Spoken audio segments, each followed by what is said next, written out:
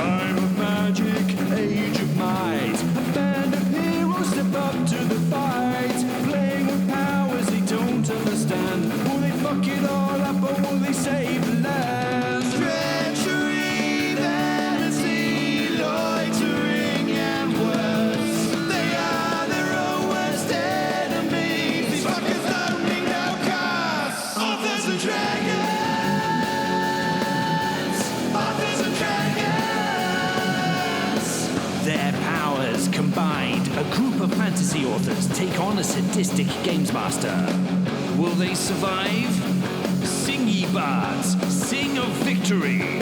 Authors and dragons. Authors and dragons.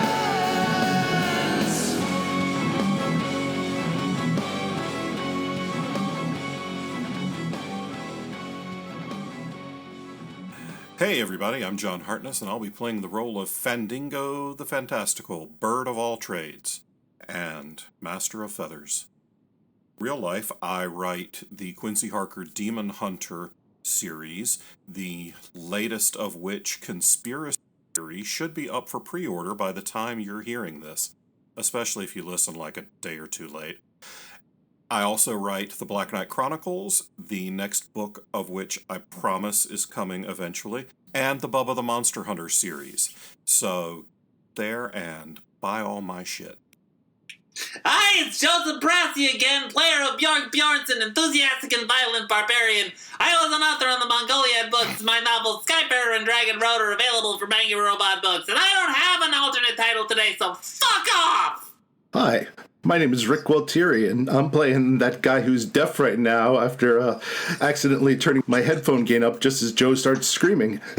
In the game, I play the Stallion of the Gods, and in real life, I write several things, but lucky you, by the time you're listening to this, you should be able to purchase Bottom Feeders, the first book in the new Bill of the Dead Adventures novella series. So go check that out.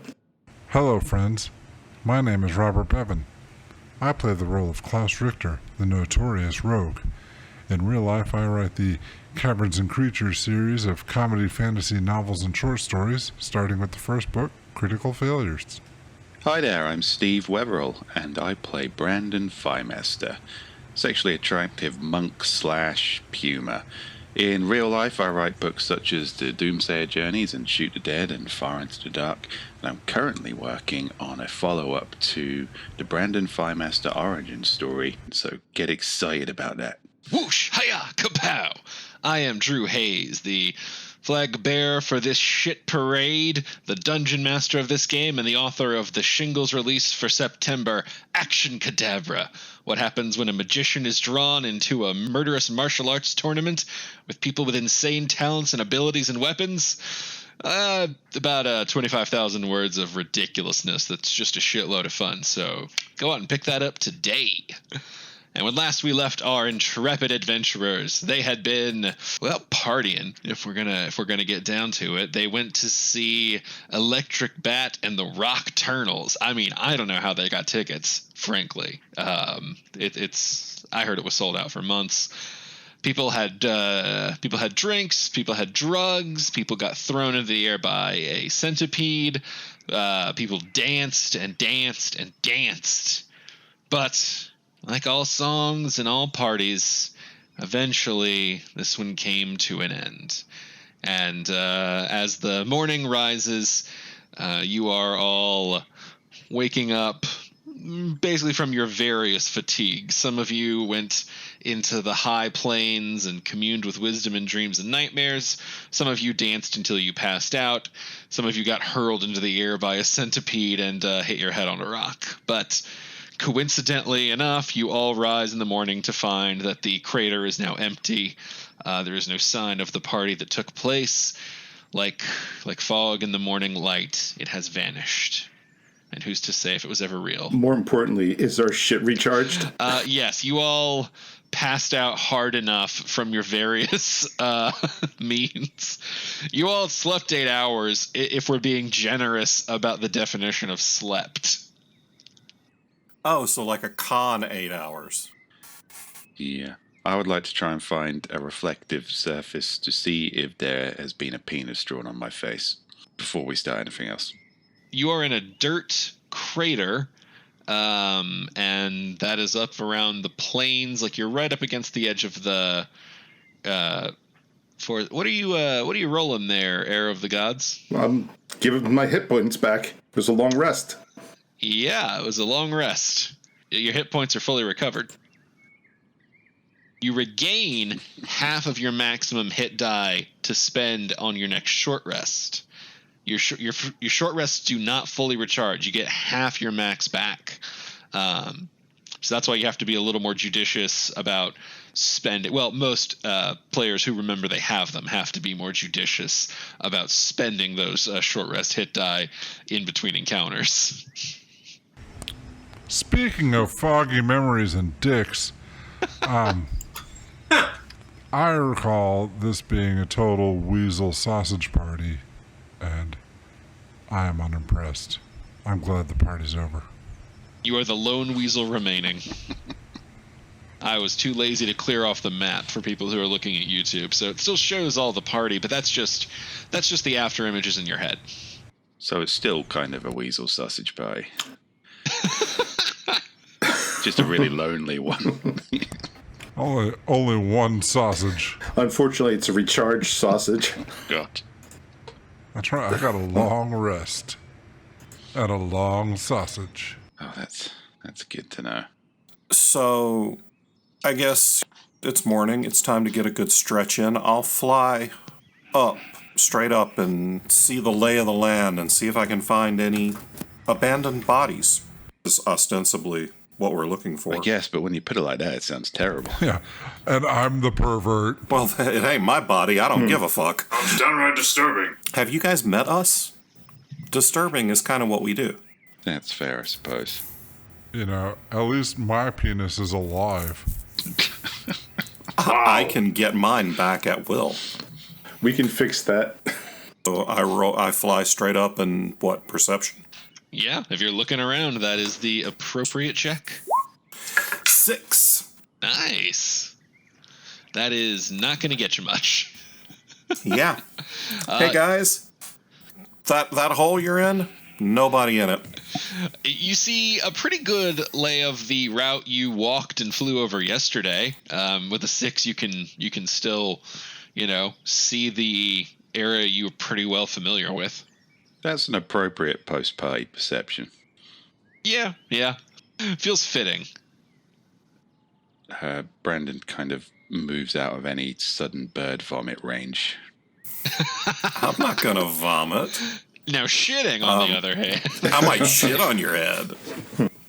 That should be an attack. That should totally be a special attack. I mean, you can always... I think I would probably just do it as a ranged. And there's probably a disgusted ability in this edition.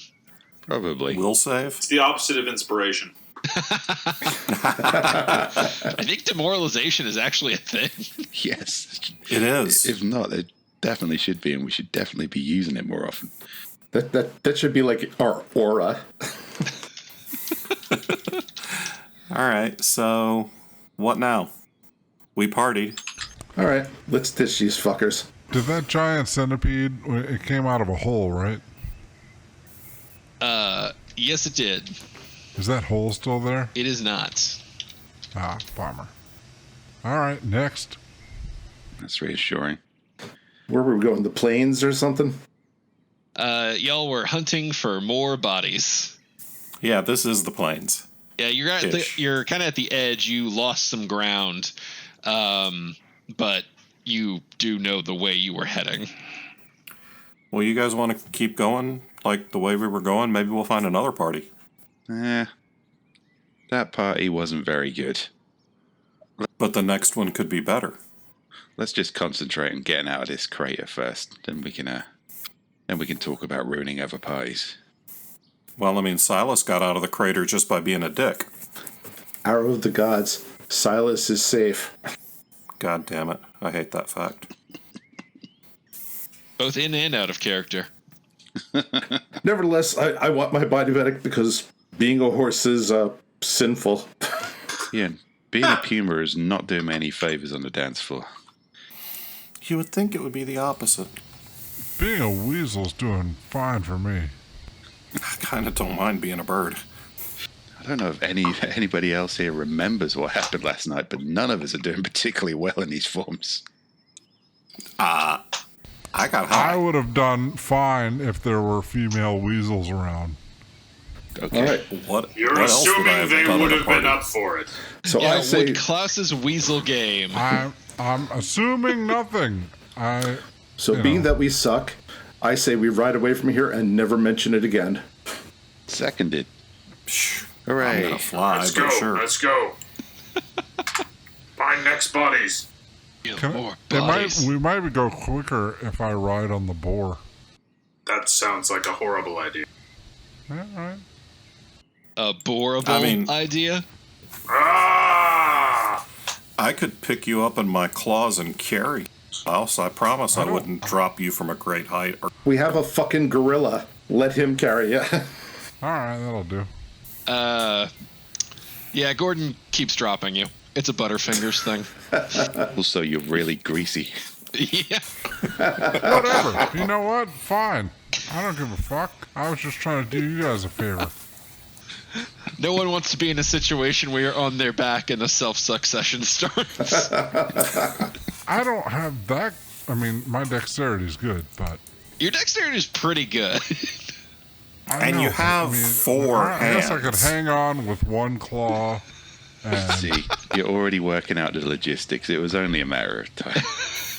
And not very much yeah, time. all right. Fair enough. All right, well, let's get out of the crater and go where we were going in the first place. Onward and upward. All right. Let us see how successful you are at backtracking with a survival. Fandingo rolls an 18. Brandon Firemaster rolls an 18. Hour of the Gods rolls an 8. Bjorg rolls a natural 20. Klaus rolls a 2. Bjorg points his tusks directly back down the line of where y'all were heading. Brandon and Fandingo nod in agreement.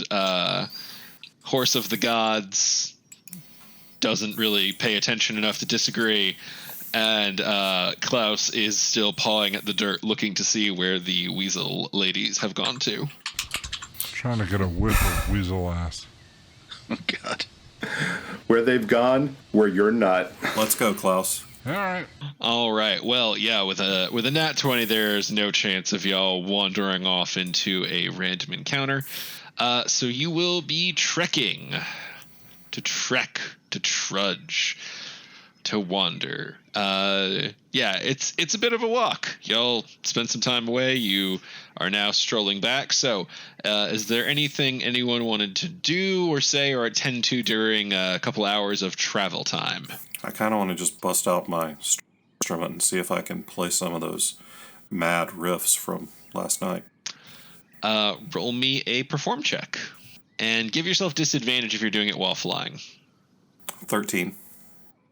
You do a few licks, but it sounds like someone playing someone else's song pretty clearly.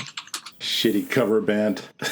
Puma Firemaster still can't dance with a 6 performance check. I need to get out of this cat body. You're pretty consistent with where you were last night. The cats even have hips. This is ridiculous. They do, and unfortunately, yours don't lie. It's true. Klaus Richter has had a long rest out. If we take a little break, I'll run behind a tree or a rock and relieve myself. Do I have to roll for that? We're legitimately not taking a break for that very reason. Unless you can do it while moving, all some right. kind of monowheel thing. I don't know. I'm just saying, When you say relieve yourself... all right. Wheel, If we're not taking a break, that's fine. I was just saying, if we did. You're just going to walk and piss? We will go until we die of exhaustion before allowing that. That works for me. We could just roll them along the ground like a hoop.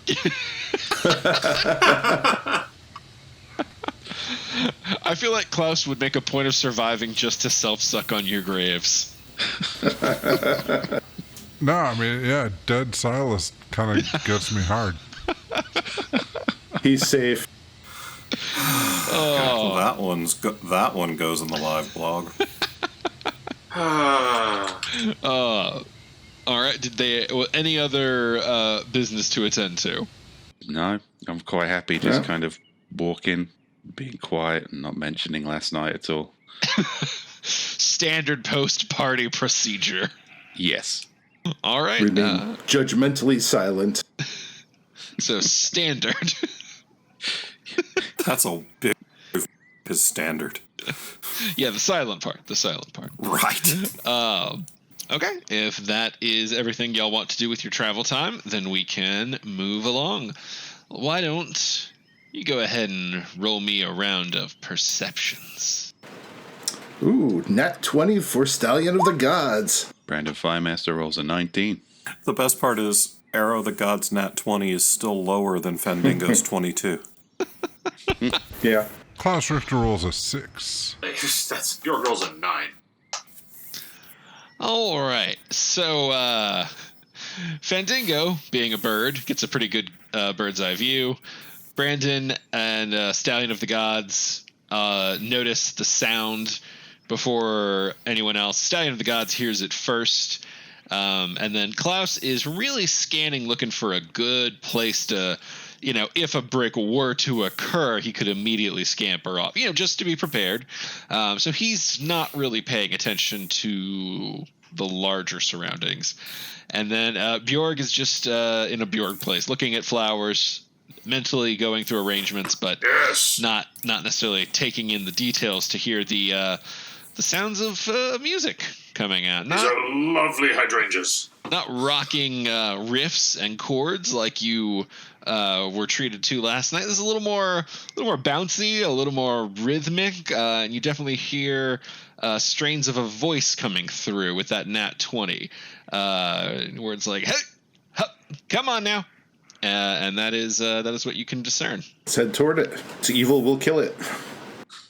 Hey, Stallion of the Gods, how about you let somebody not you decide if it's evil? Who better to judge, though? Literally anyone? But you judge badly. Exactly. All right, let's put it this way. Have you ever met anyone who you don't think is evil? For the most part, living things are lacking. Silas is one breath away from becoming a death cultist. The only good anything is a dead anything. You're like a nihilist you are Batman. Jesus. Batman Jesus. That's probably not a bad way of putting it. It's more of a Horseshack. And that's like half of the people who've tried to write Batman at this point. Yeah, this can turn into a side quest quick. All right, well then, let's go ahead and get off topic. And as you continue forward, you arrive in oh God, moment. is this Mr. Fister again? You wish you got something as good as Mr. Fister again. No, it is. Sorry, I'm grabbing your tokens real quick. Oh. Your hit points are not going to be correct. Feel free to adjust them back to full. It's Kirby the Hydra Cream Puff? Yeah, I don't know what that is, but it's adorable. I'll give you all this. You all did well enough on perception to at least pick up the basics. There are a bunch of creatures. They are all of the same, like, basic, talky, intelligent-y, clearly not wild. These are people creatures, just like you have been encountering, but not all over the island. And they are doing all sorts of running. Some are leaping from rock to rock. Some are climbing up the trees with their arms. There is music playing out of the little device in the center. It's what the little waves represent. And in the big center is the snail with the multiple appendages. They are curling various objects as he's calling out encouragement to them. All right, let's keep it going. Next up, go for the drills. All right, hop. I'm seeing it. I'm loving it. Don't let those arms fall out. These are the planes of gains. Oh, Christ, it's CrossFit. This is more like it. I don't understand. It's Brandon Snail Master. This is hell. Well, guys, I don't know if we had any plans for today, but they just got blown out of the water by this. Maybe this is what can help us, finally get used to these animal forms. We don't want to get used to these animal forms. We want our bodies back. I don't think Klaus can get any more used to his animal form. Well, that's right. He's been working those core muscles. But, Gods! So long as I'm a puma, I want to be the best puma. And if last night's dance floor experience has taught me anything, it's that I'm not the best puma. God damn, now I really wish I had hands again, because I want to write that down. You sign it. Well, Brandon just admitted to not being the best at something. Well, keep it to yourself. I mean, to be fair, we haven't met another puma. I'm not the best entire animal in the animal kingdom, and that irks me somewhat. And the only way to get better is through vigorous exercise. As Klaus can attest to. Please tell us you're not going to start sucking your own dick, too. That's not my path to perfection. He's been licking his own asshole. I mean, he is a cat, and he probably has a pretty high dex score too. Just if anyone could. The celibacy thing is still very much in action. Before any of you get any ideas. You can't even touch yourself. No. That's why he won't suck his own cat dick. The vow of celibacy. It's the only reason. I could if I wanted to. And I'm sure you would do it better than Klaus if you had to. Exactly. I feel like at this point we do have to note that Klaus has a lot more practice than Brandon. Oh, God. We're going to have a suck-off here, aren't we? I mean, it feels like the way this podcast is destined to end. That's it. And you guys call me nihilistic. This podcast, the world. So that's all good. Let's kill everything here. If by kill you mean beat in an exercise competition, then yes. If they're dead, then technically we've beaten them in all sorts of exercise. That is an interesting and terrifying point. I would like to see if there are any cat-like creatures involved in this aerobic session. As, I think I've got to learn more about being a cat. I've been trying to move this cat body like a human. I think I need to start leaning into the whole cat thing a bit more. Well, why don't you give me a perception, and we'll see how many details you can get about the various competitors. Brandon Firemaster rolls a 16.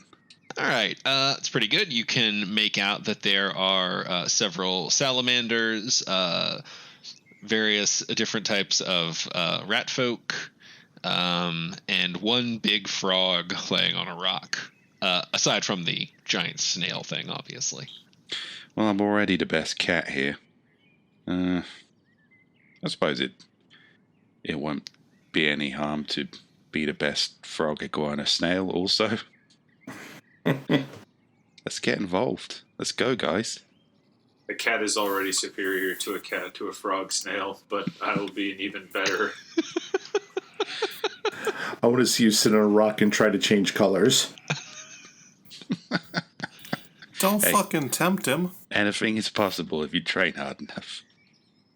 Even the clearly impossible. I'm pretty sure that's not how it works.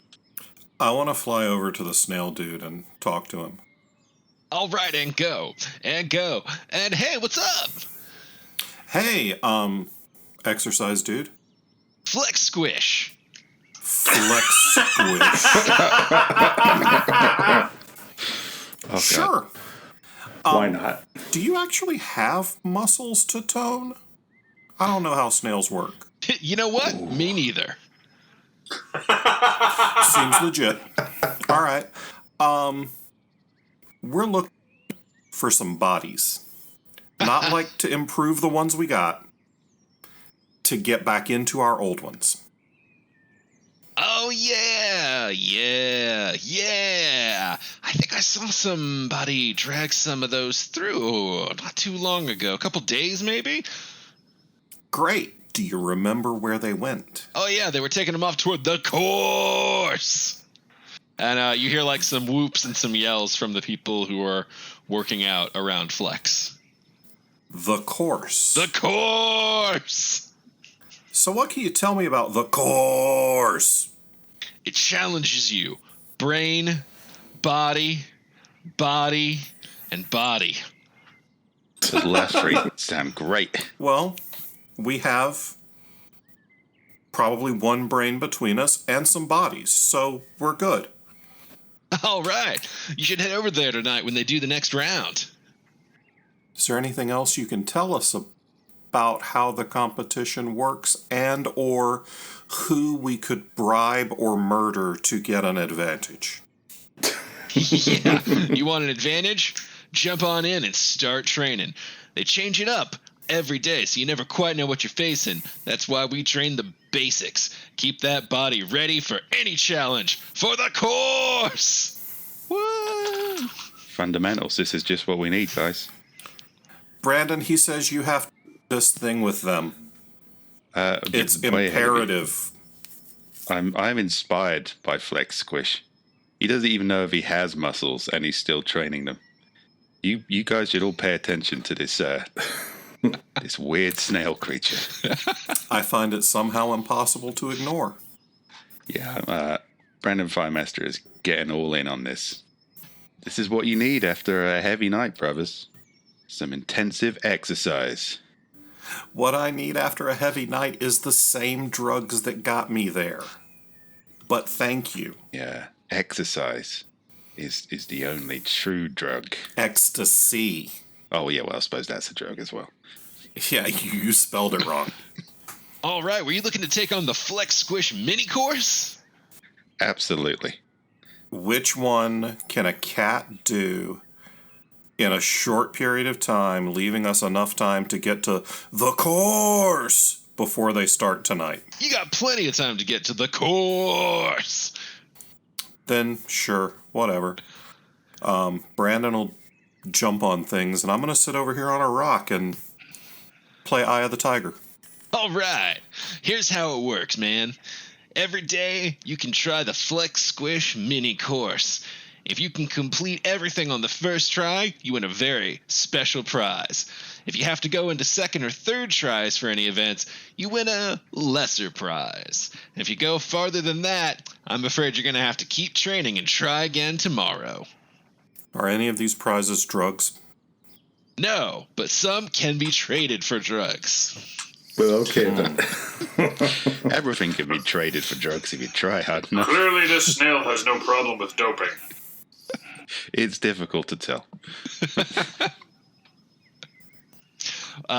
Bob, to catch you up real quick, there's a exercise course here. There's a big course that will go up later in the evening. Flex Squish is the giant snail, and you can attempt to run the course for a prize. A prize?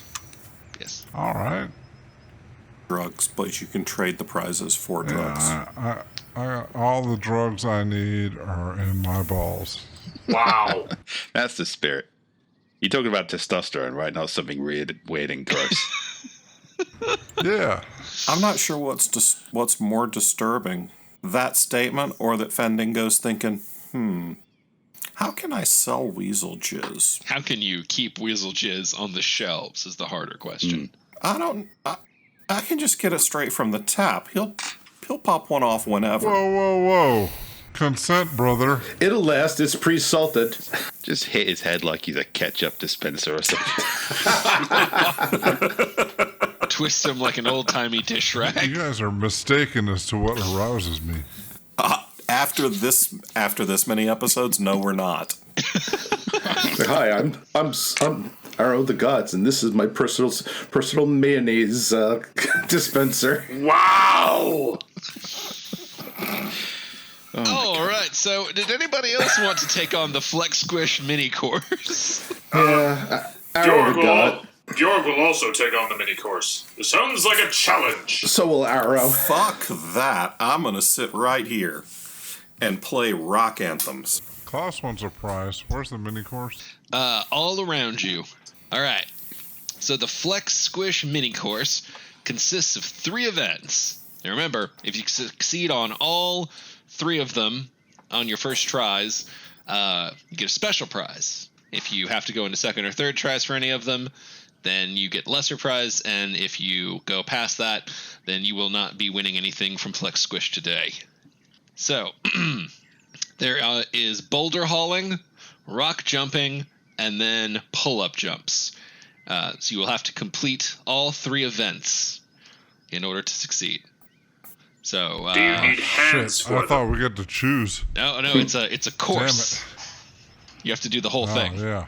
I don't know how good I'm going to be about pushing boulders, but give it a whirl. All right, you want to start with the boulder hauling.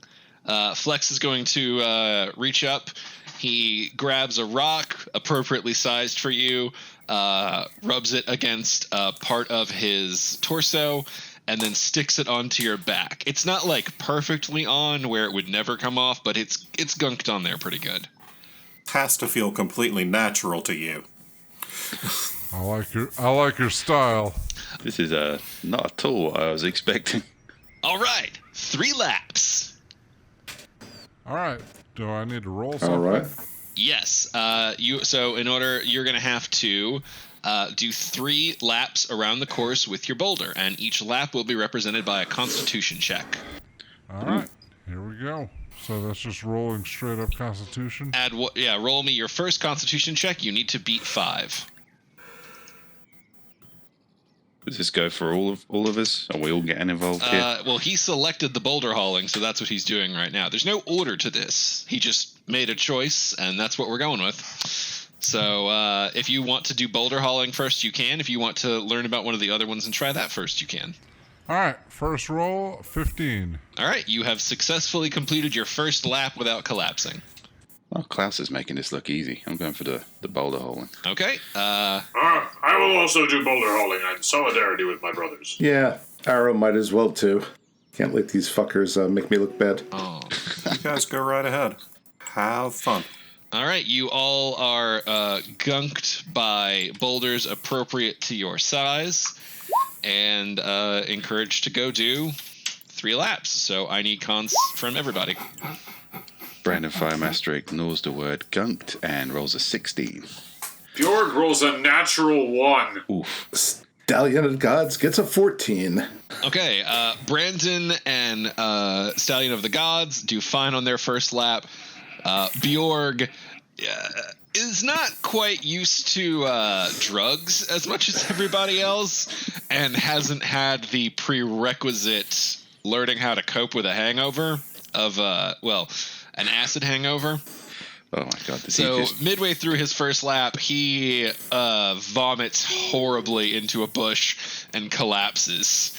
And you hear Flex call, "Oh, I'm gonna have to count that as a try. Feel free to get on up and keep on going, though." Oh, Bjorg, it's the axe all over again. I'm apparently going to have to show Bjorg how it's done. Give me a fucking rock. Okay. No! Flex licks it and sticks it to your back and says, "Just remember, you got to use your legs for this." Whatever. Bjorg rolls a 16. Fandingo rolls a 12. Okay, Fandigo with his series of pebbles that are gunked to his back waddles around and successfully manages that con. Okay. All right, Bjorg, you're on try number 2 and your first lap. It's good. I'm gonna actually just put a little mark on you to denote that you have failed 1. That's your mark of shame, Bjorg. Yeah. All right, so second one, you have to beat 10, sorry. Bjorg, you're still on your first one, so you beat 5, so you're good. So, cons from everybody, except for Bjorg, who already did his. Stallion of the Gods gets a 15. Brandon Firemaster rolls a 9. Klaus Richter rolls an 18. All right. Suck it, Brandon. Yeah, you might not be the best cat here, but you're the biggest pussy here. I'm still the best cat here. Fandingo rolls a 7, immediately gets up and walks over to the rock and says, "Okay, cool. That was fun. I'm done." We're going to say that, Brandon, you are not quite used to dancing in a cat body, and the stiffness is hitting you bad. and you try to push through, but you give way and you collapse next to the bird midway through the lap. The stiffness is hitting me pretty bad, but I barreled through. Your Flex go, oh, it's all right. Keep on at it. You'll get it on the next try. And mark for Brandon Thighmaster.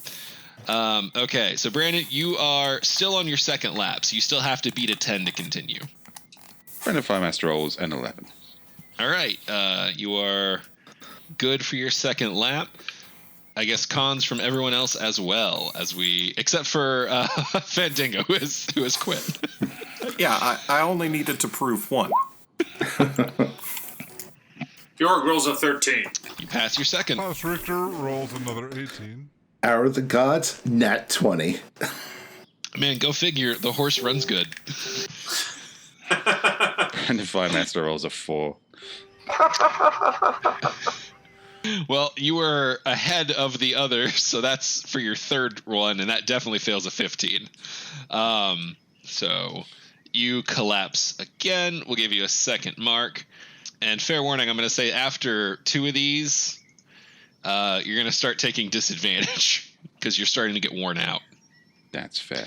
But let's go back and resolve the rest of that. So Bjorg, you got through your second one good, I believe. Because you're one behind everybody.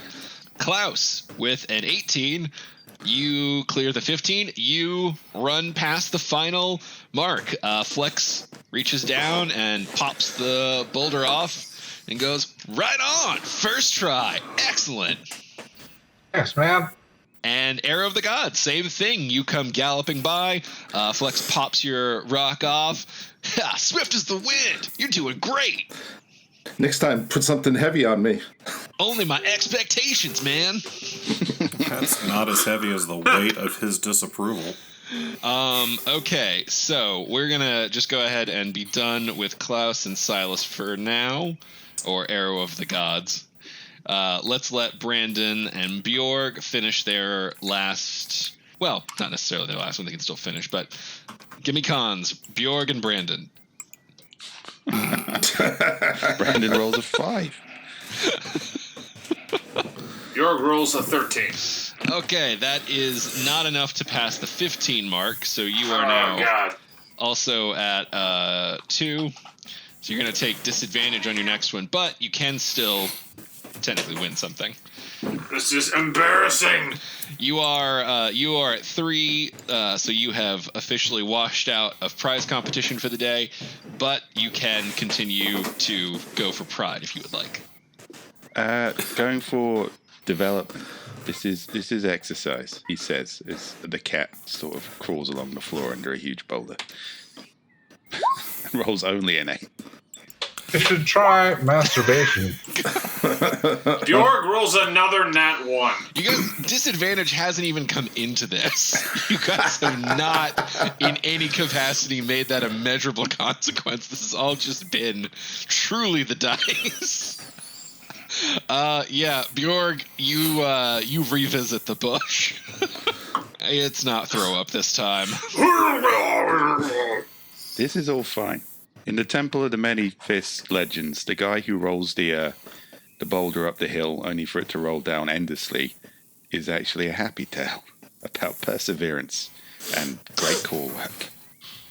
His name's called Sissy Pussy. As you have both now washed out of the prize competition, we'll say that you can eventually complete your third lap, dragging yourselves over the finish line. The lap of shame.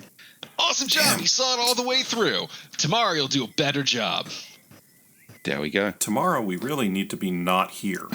That is one inspirational snail monster. So, Flex, what were you before you were a motivational snail speaker? You know what? Don't remember. Seems legit. I'm going to be honest with you. I did a lot of drugs before I got here. Bro, I've done a lot of drugs since I got here. The most I can remember is I worked on a ship. We stopped at this place. There was a son of a wizard who sold us some really good stuff. Gunther. Yeah. Anyway, I like working out, and kind of just kept going. Yeah. Gunther's pretty righteous. Yeah. If you see him, I haven't quit. I'm just there's none here. Oh, you should check out that party in the ditch, man. Ah, no. That's mammalian stuff mostly. Snail is Snail's special. Snail takes something special. If I keep working out, will I be able to produce my own lube? You see Flex cock his giant snail head to the side. Gonna be honest, don't know much about weasel anatomy, so could be. Alright, so that's just you. Alright. You can do anything if you believe in yourself. I think given the fact that he stuck rocks to me with that shit, it's like the opposite of lube. I think it probably works different on different surfaces. It's probably lube for him.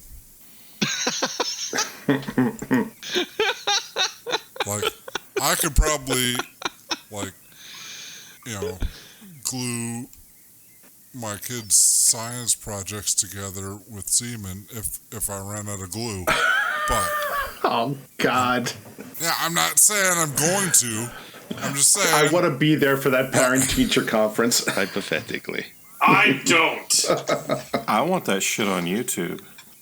I don't. Because we can monetize that. Okay, kids, in science class today, you need to bring an example of a protein. No.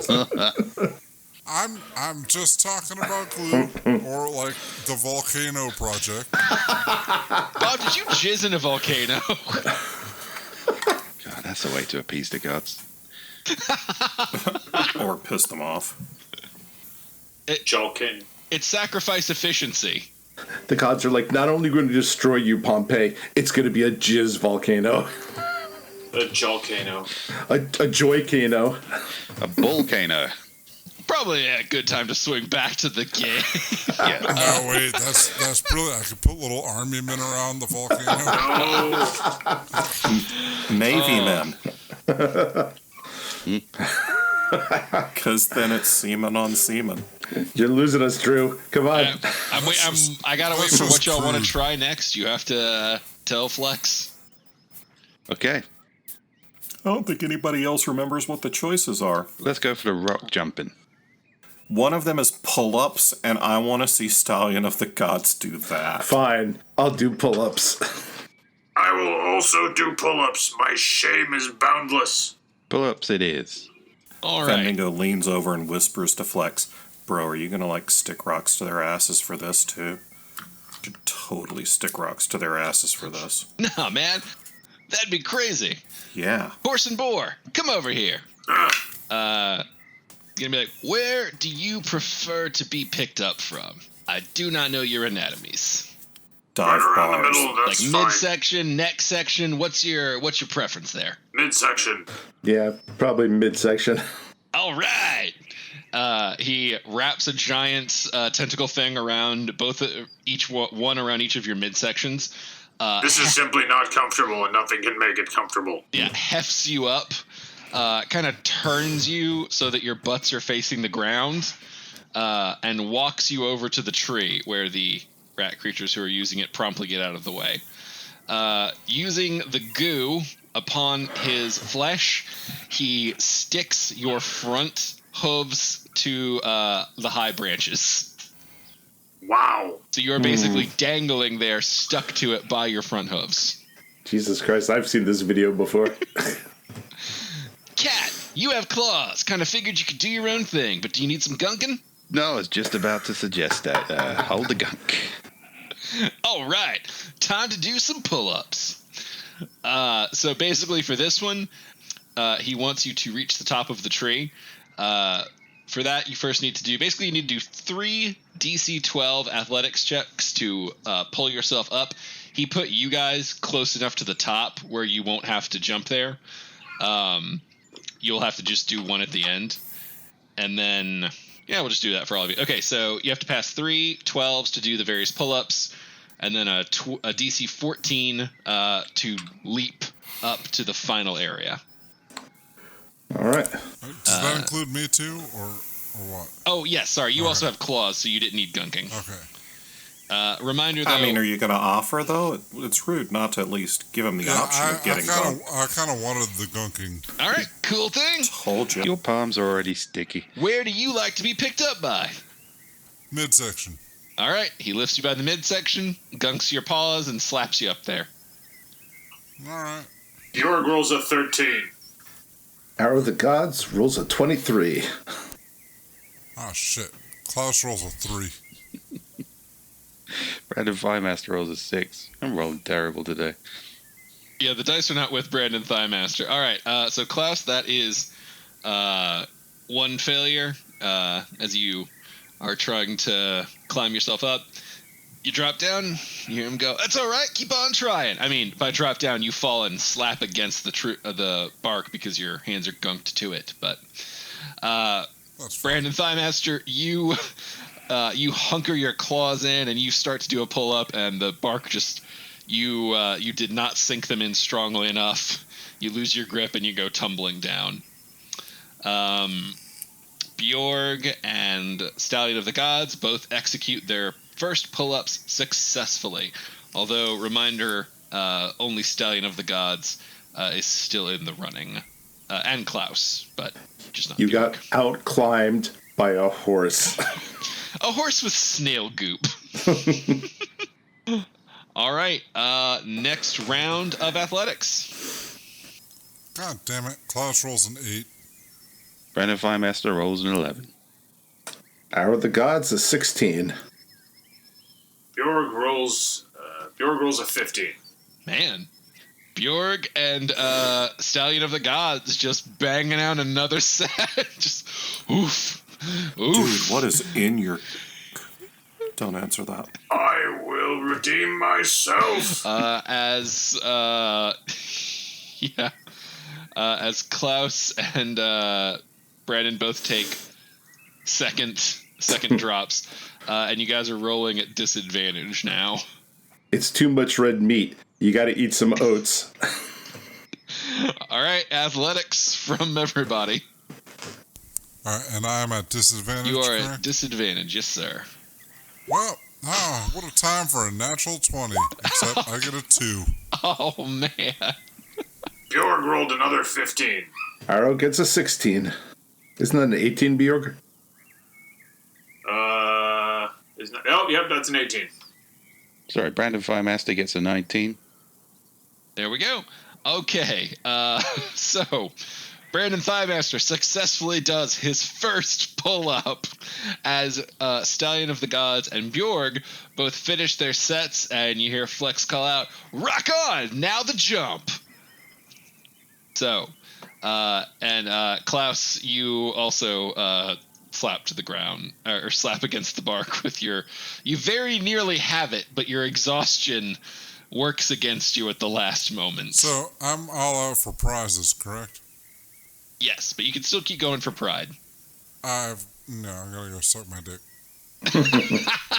Well, you're going to have to either... look, you can try and do that while your paws are pinned to the tree. I'm going to need some kind of acrobatics check. Or you could just wait until he peels you down. But it's your call, man. Like I said, too much red meat. I tell you what, if you roll an acrobatics on your next one, I'm just going to assume that's what you're doing. If you roll an athletics, I'll assume you're doing a pull-up. All right. So athletics and maybe an acrobatics from Klaus, but I'm not athletics putting from on a everyone show. else. All right. And it's 14 for the jump, remember. As long as I'm stuck here. 21 for Stallion. Klaus gets a 12 athletics. 4, remember disadvantage. Shit. All right, Klaus gets a 4. There you go. Arrow of the Gods, you do one last pull-up, kicking off the base of the trunk with your hooves, tearing them free and landing on the top of the tree. Flex plucks you down and gives you the thumbs up. Rock on! That's another one on the first try! All right, that still leaves Brandon Thighmaster and Bjorg. Brandon Firemaster rolls a 20. All right, you did a second pull-up. That's better. Bjorg rolls a 23. Bjorg successfully beats the DC 14, tears himself off, leaps up, hits the top, and Flex pulls you down. Oh, that was amazing! I feel as though my ancestors have been well pleased.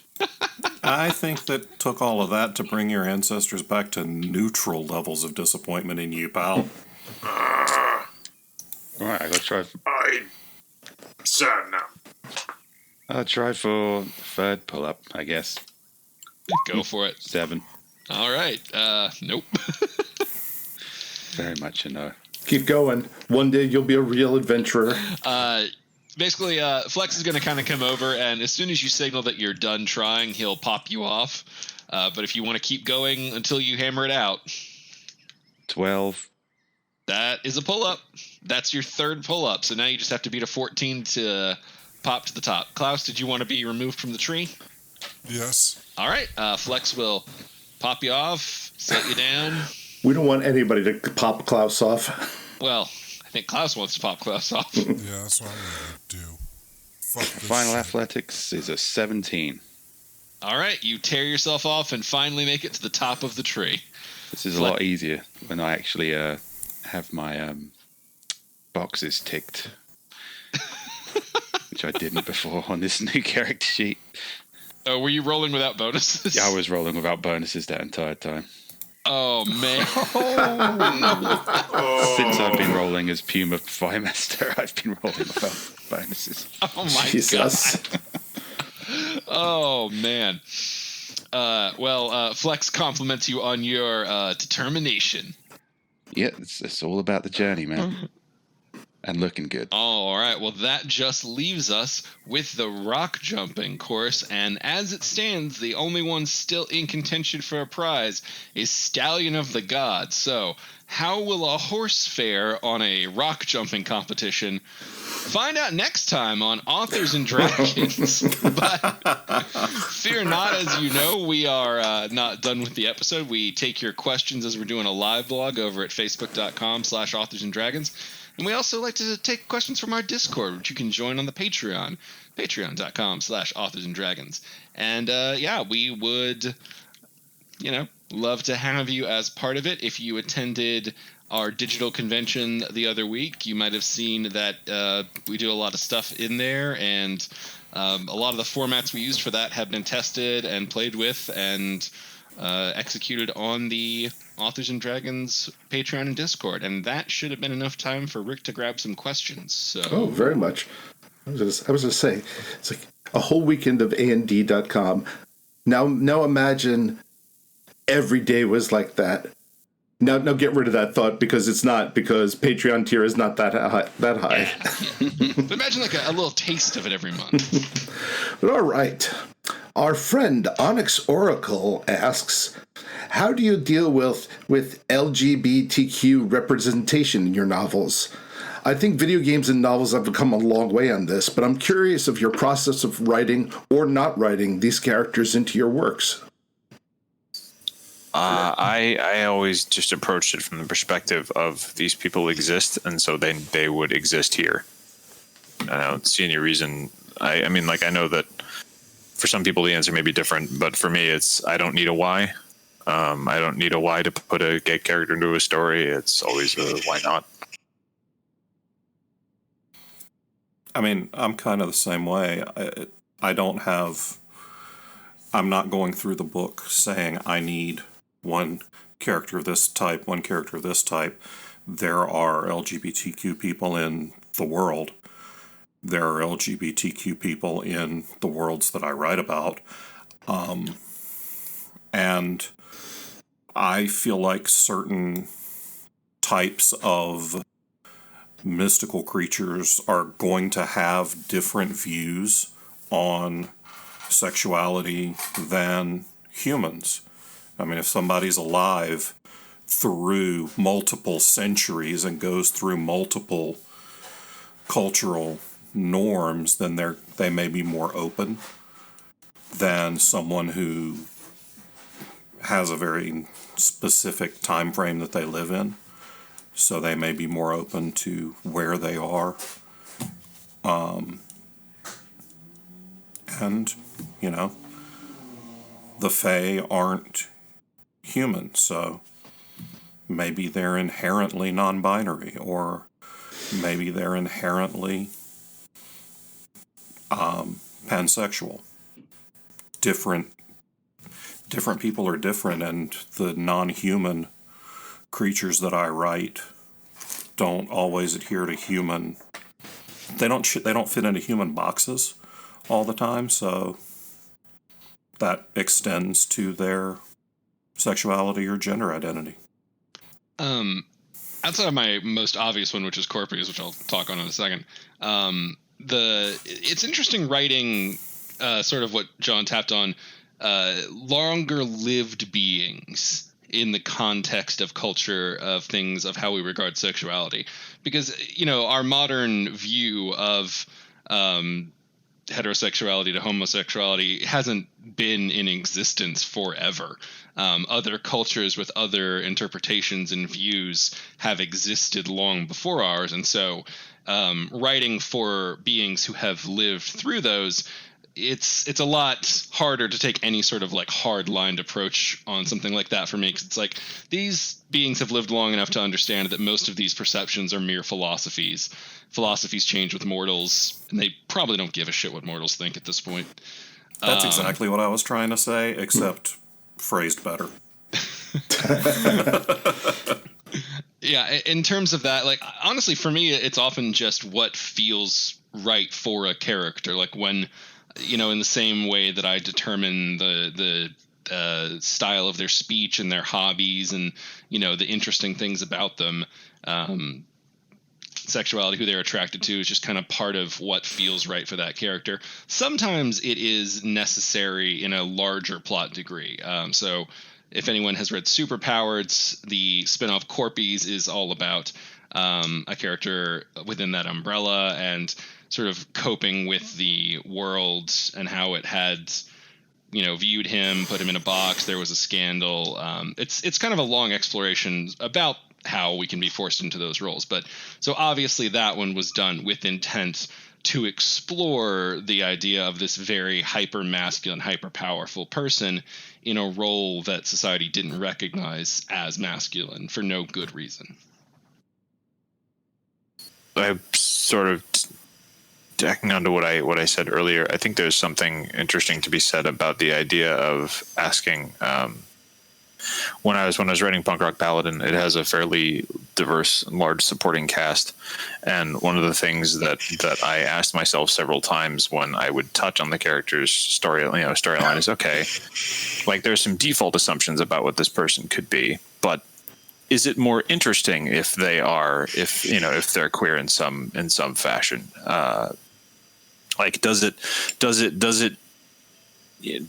serve? I think there's a really interesting point to be made about something serving the story if it leans away from default expectations, if for no other reason than because, obviously there's the representation component, but also you're making something different. You're making a conscious choice to make something different.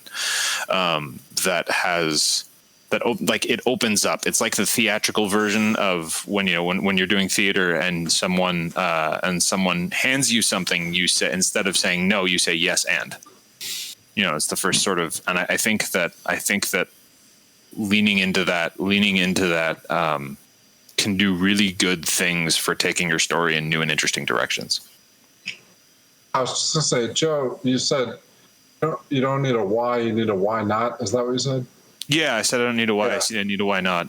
Well, I had a pretty big why not. I thought I was gonna fuck it up, and that's fair. Yeah, well, but I was fortunate enough to have a couple of fans who were a couple of gay fans.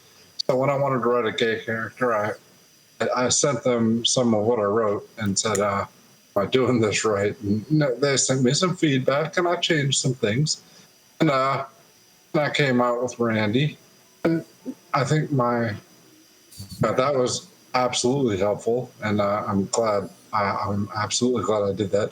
But I think my other big, I don't know words right now, other big good thing that I did was to have the Denise character opposite him, who constantly berated a gay character and looked like an asshole for it. And that's a little writer trick. I did something similar the first time I introduced a gay character into one of my novels. It was the second Black Knight book, and I ran it by a couple of LGBTQ readers before I sent it off to edits, because I didn't want to add representation into the book and fuck it up. So yeah, I did the same thing, Bob. I was going to say, I think this is definitely something I try to be more like mindful of, now versus like, for example, when I was starting off, I was just writing characters and they were the characters. I didn't really give thought to to that. That said, I don't like checking off boxes just for the sake of checking off boxes. There has to be like a reason for things to happen. Like Joe said, does it enhance the story or not? I had somebody ask me once about all the ancient vampires in the Tome of Bill, how come there aren't more gay ones? And I was like, well, the story is told from Bill's perspective. He meets these guys and they immediately want to kick his ass. There's really no time to go into what their sexual preferences are. It just simply does not come up as part of the narrative. So that's also something is that when I'm writing first person, there is that, I guess that narrow field of, is this going to fit into the narrative of what this character notices or not? And sometimes the answer is simply just not. But as I said, it's something I'm a lot more aware, a lot more cognitive of these days. Yeah, I have characters that I've written that I have no idea of their sexuality.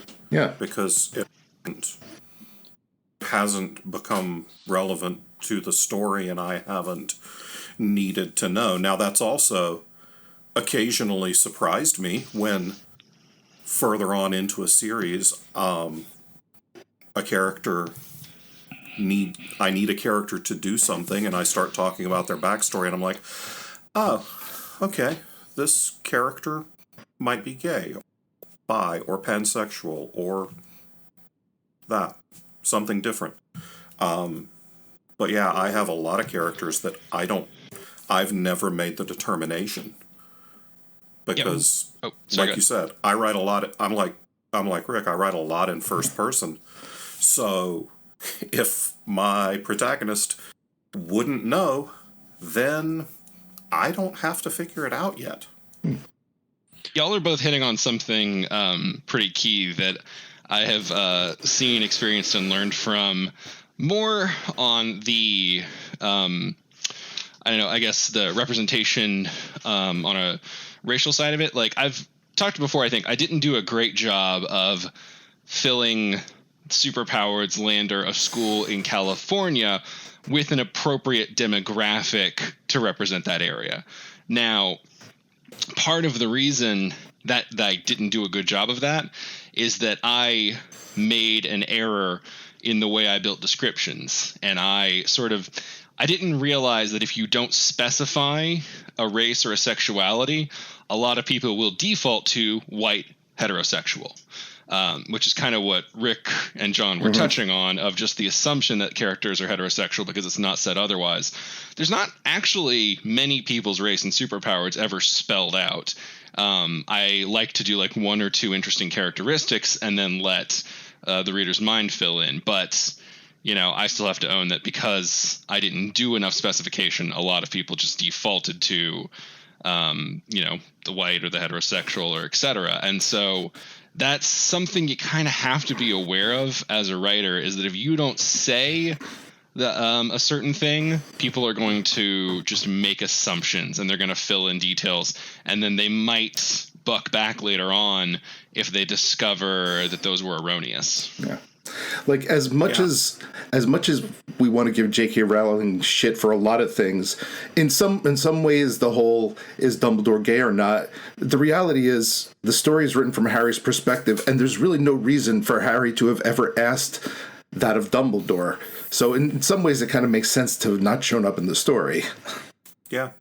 I mean, I think it was the 6th Harker novella, so halfway through season 2, when I first mentioned that Detective Flynn, Harker's love interest, is black.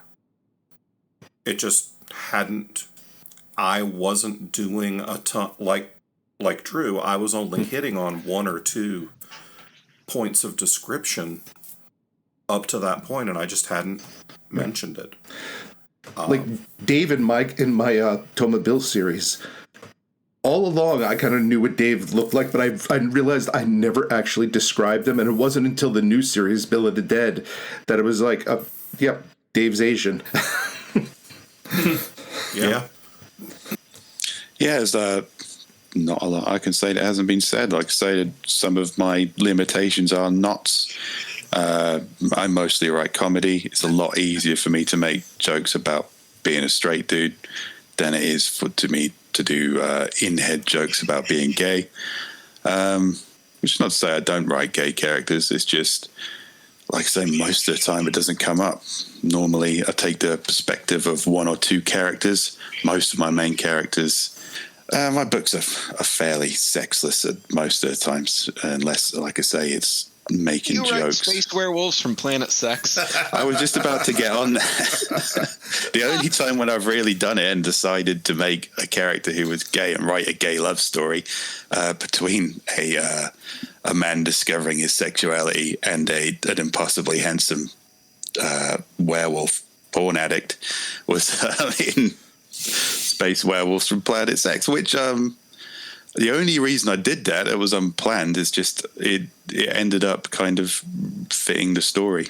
Turning it into a love story worked, and I quite liked the romance aspect of it.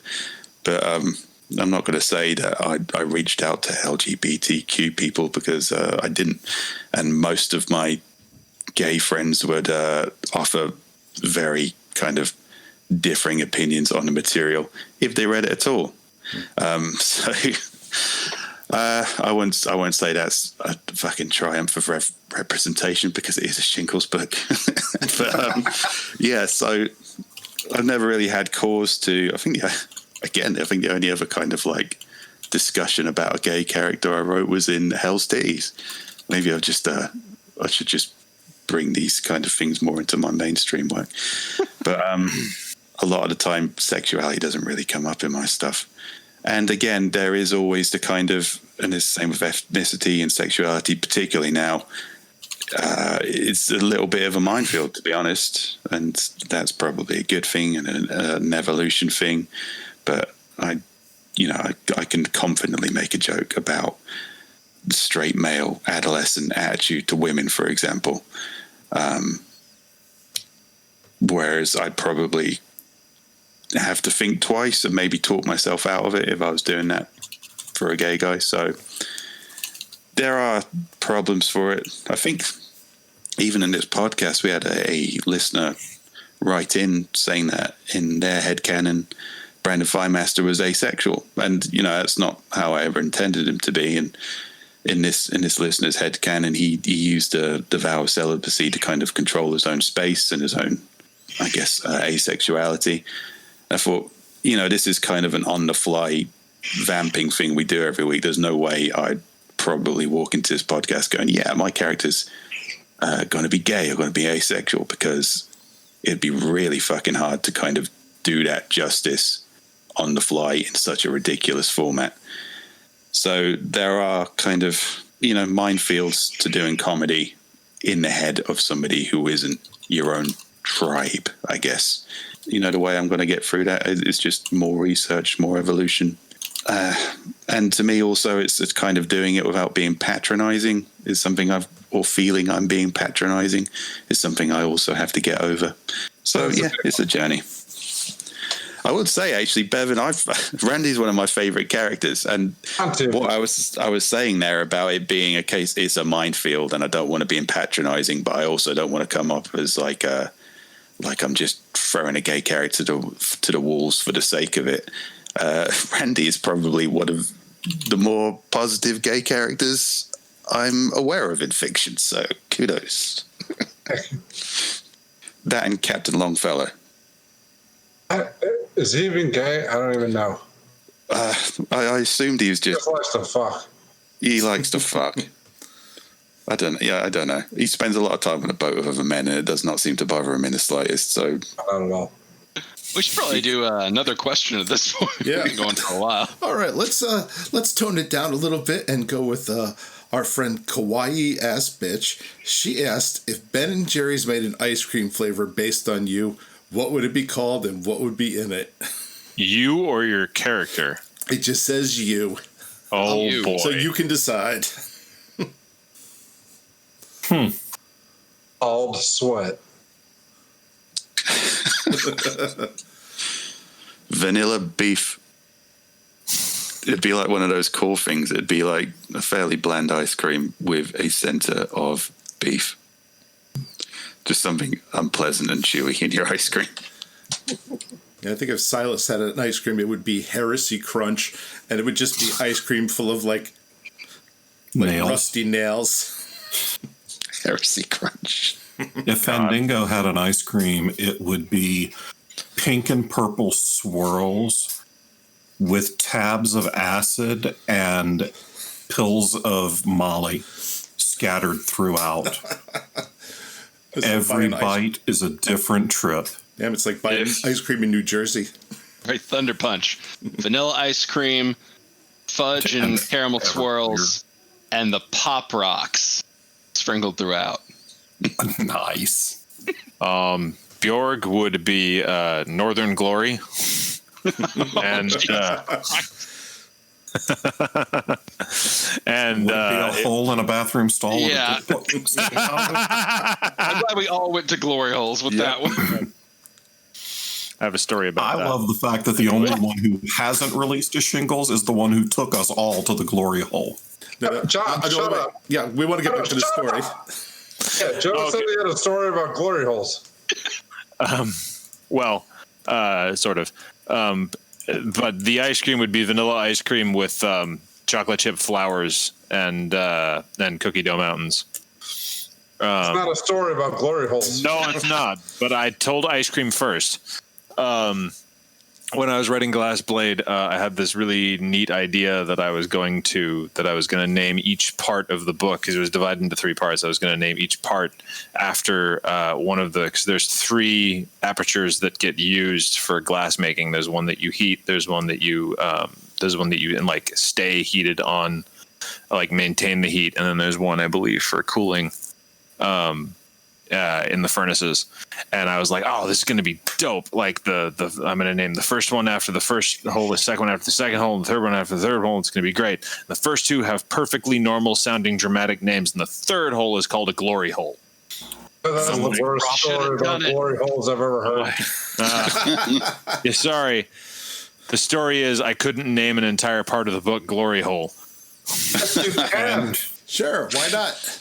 And this is why he has yet to release a shingles book, y'all. Morals. You gotta get past that, Joe. Joe does traditional publishing. There are people who tell him, "Wait, no, what?" Well, I am working on a shingles. I did make some progress on it this week. So I have an idea for a story called Glory Hole Days. And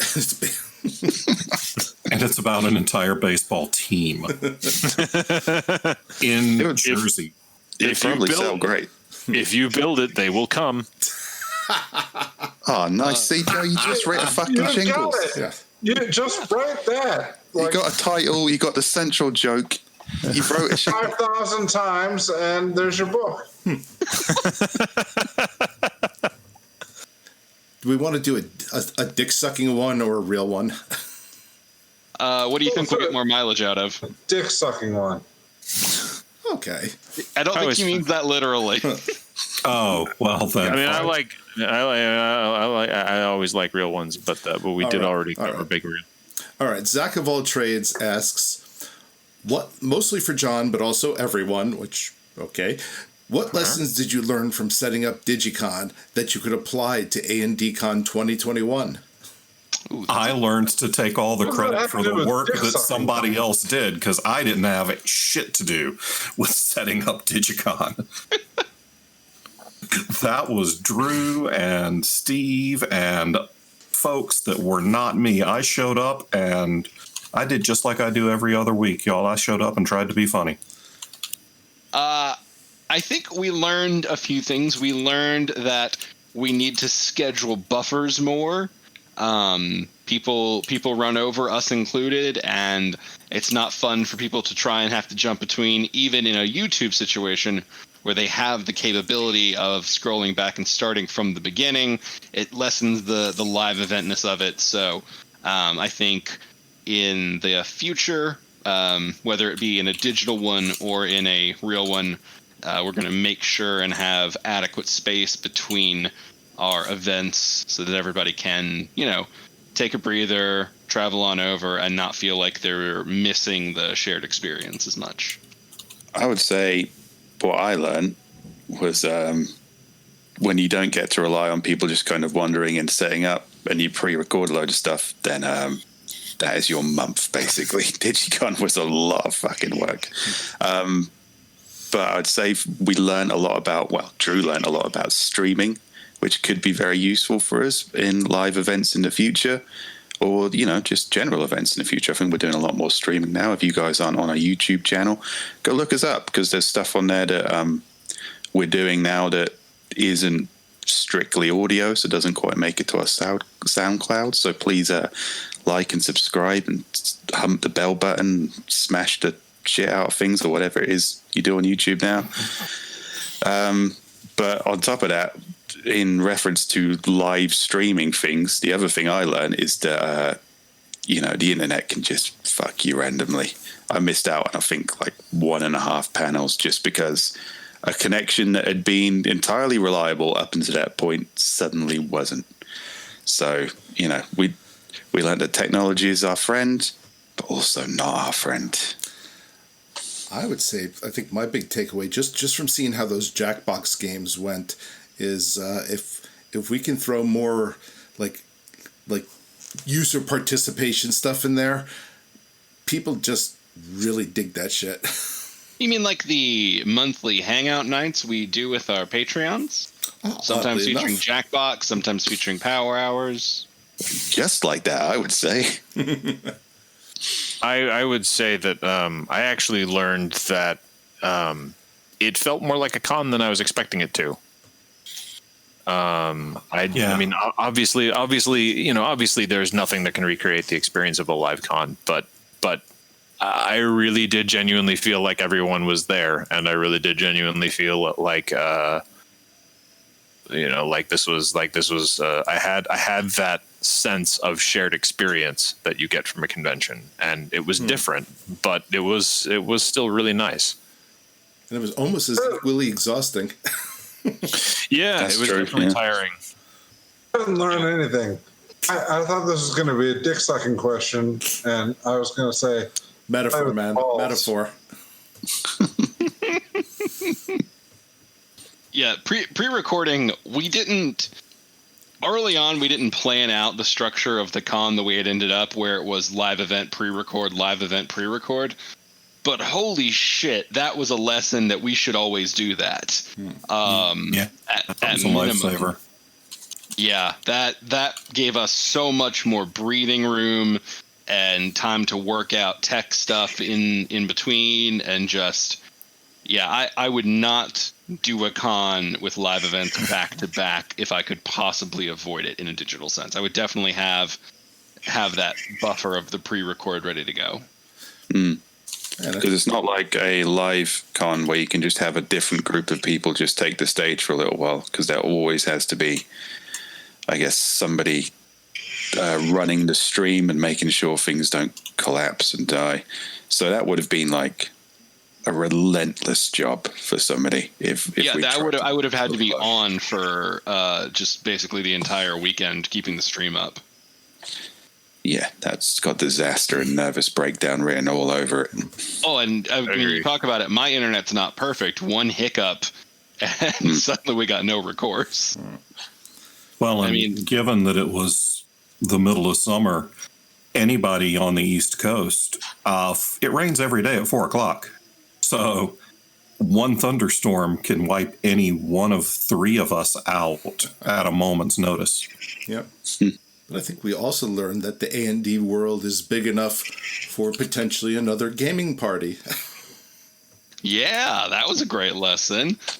Yeah. Folks had a strong reaction in the very positive sense. So yeah, we got a lot of wonderful feedback on that. Seems that was something y'all would like to see more of. And as you know, we always listen when you tell us the things that you like and dislike. So I might keep an eye on that YouTube channel in the coming months for, who knows? Ooh, Mysterious. super mysterious. Smash that like button. Lick that subscribe. Tongue that follow. Follow that tongue. I think we all learned that YouTube has a donation system, which none of us had realized. Until we were in the first panel. I was like, wait, what? They can do that? Zero clue. Later in the Discord, someone was like, oh, I guess they turned off the donation thing. I was like, I can assure you, we have not changed any settings on any programs related to any of that. We literally couldn't. We were like that, the first guy ever in the subway playing the saxophone who suddenly like, wait, they're actually throwing money at us? Sir, you dropped your $5. I just like playing the saxophone in the subway. I don't think people would pay me for Yeah, the this shit. acoustics down here are awesome. And that was a nice surprise. That was. Works Oh, much better than masturbating. Jesus. No one pays me for that when I do on the subway. The skin flicks. Speak for yourself. well, as y'all know, A&D 2021 is planned for August in 2021 in Nashville, and we really hope we will get to be together in person, but obviously that is going to be determined by safety and the situation at the time, because we do not want anyone to take unnecessary risks. We can go digital again if we need to. We now have the practice and the experience, but we'll keep our fingers crossed for the in-person option. Well, I'd say, definitely keep fingers crossed for the in-person option. I love in-person cons, and obviously we want to see you guys. But, if you like the Digicon and that's something you'd like to see us do as well as an in-person con, make some noise. I mean, we're all about, making it fun for you guys.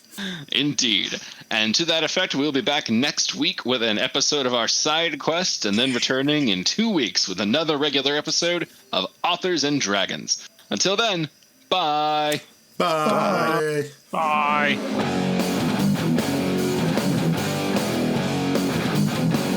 Authors and Dragons is brought to you under a Creative Commons license, meaning you are free to share this material so long as credit is given to those who created it, which is us, the people you just heard play the game. Opening and closing themes performed by the Gore Core 4. Authors and Dragons! Authors and Dragons!